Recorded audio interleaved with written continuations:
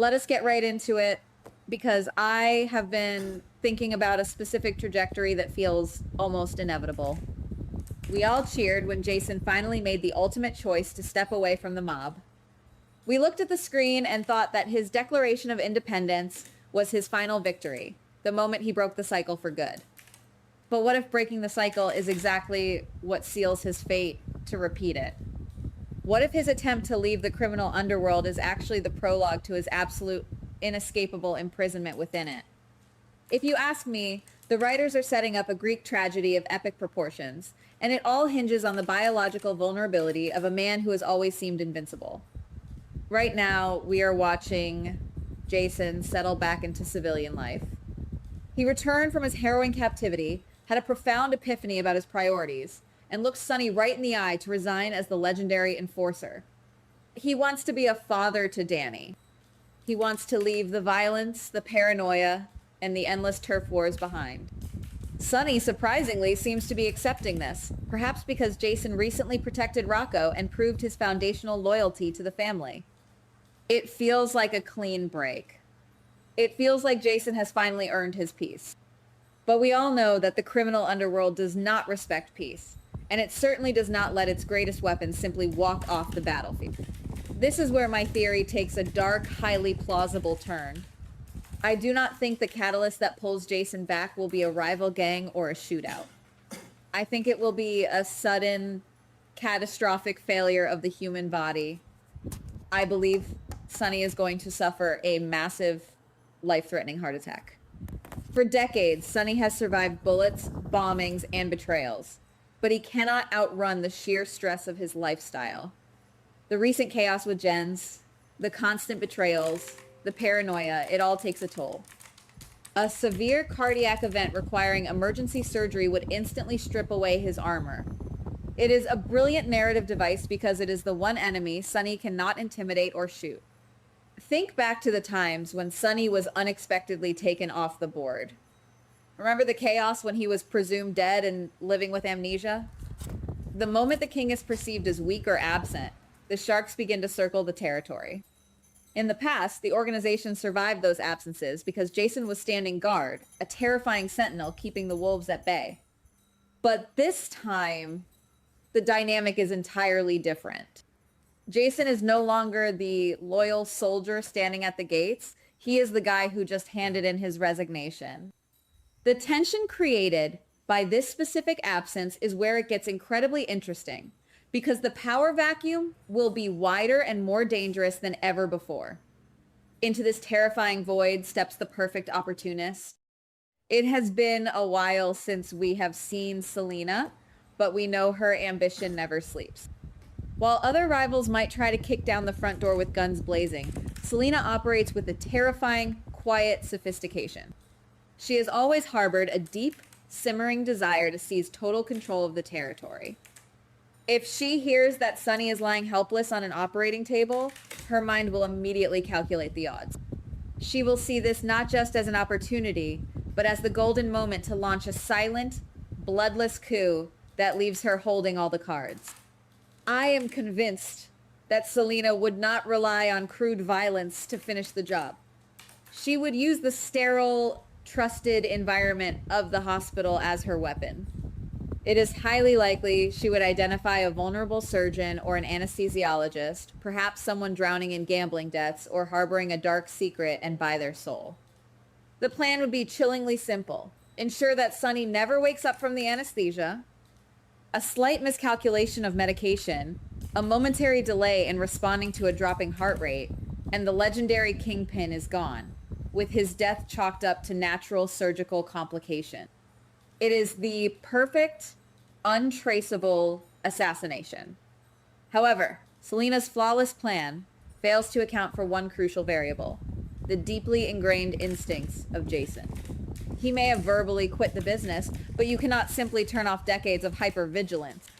When Jason visits the hospital, driven by his lingering, unbreakable love for his former boss, he will not just be a worried friend in the waiting room.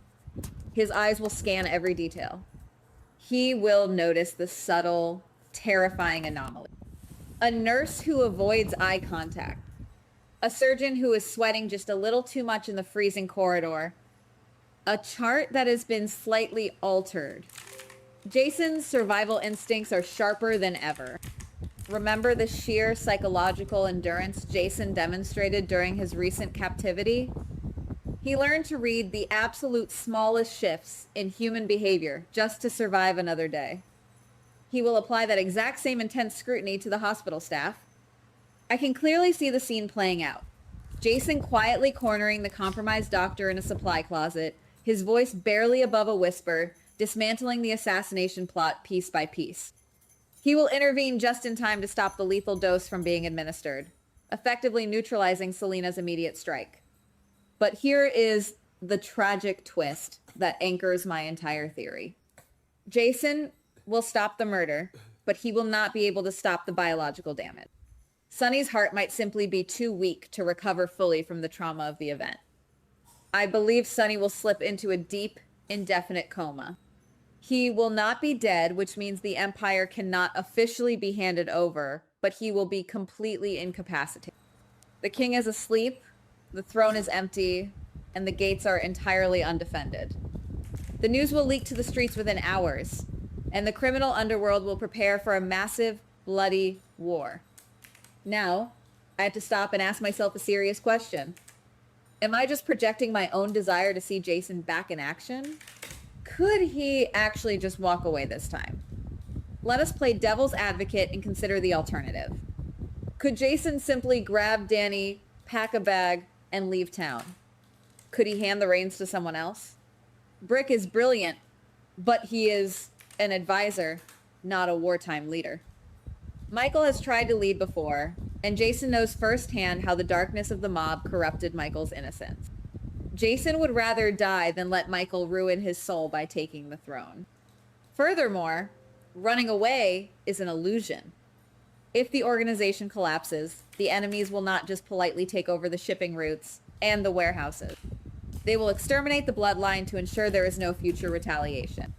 Selena and the other rivals would hunt down everyone connected to the family. Running would only put a permanent, glowing target on Danny's back. Jason knows that the mob has a remarkably long memory, and the only way to truly neutralize a threat is to project overwhelming, terrifying strength. This realization is the crushing weight that will force Jason's hand. He will look at the empty chair at the head of the table, and he will understand that his freedom was always a beautiful, fragile lie.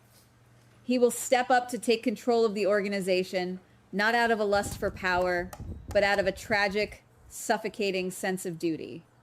He will become the absolute ruler of the underworld to maintain stability, to hold the enemies at bay, and to protect the family from total annihilation. He will sacrifice his own soul to build a fortress around the people he loves. Look at the devastating irony of his relationship with Danny in this scenario. The entire reason Jason left the mob was to be a present, safe, and positive father to Danny. He wanted to shield his son from the violence. But in order to protect Danny from the fallout of Sonny being incapacitated, Jason has to become the very monster he promised his son he would never be again. It is a paradox that will tear Jason apart internally. He will have to look Danny in the eyes and break his promise, knowing that the betrayal is the only thing keeping the boy breathing. When Jason takes the throne, his reign will not look like the past. He will not rule with the passionate, unpredictable, emotional volatility that Sonny often displayed. Jason will rule with a cold, mechanical, and chilling precision. He will dismantle Selena's network with ruthless efficiency, sending a clear, bloody message to the rest of the underworld that the territory is locked down. The enemies will quickly realize that while the king is asleep, the executioner has taken the crown, and the executioner does not negotiate. This brings us to the most lingering, haunting question of all. How long does a temporary measure have to last before it becomes a permanent reality? Jason might tell himself that he is only holding the seat until Sonny wakes up. But if Sonny remains in a coma for months, or even years, the lines will blur. The violence will seep back into Jason's bones. The isolation of leadership will harden his heart. Even if Sonny eventually opens his eyes, will the Jason standing beside his hospital bed be the same man who tried to walk away? or will the throne have claimed him forever? It seems to me that the story is far from over, and the true cost of loyalty is about to be paid in full. Goodbye. Please like, subscribe, and comment on the GH Spoilers Daily channel.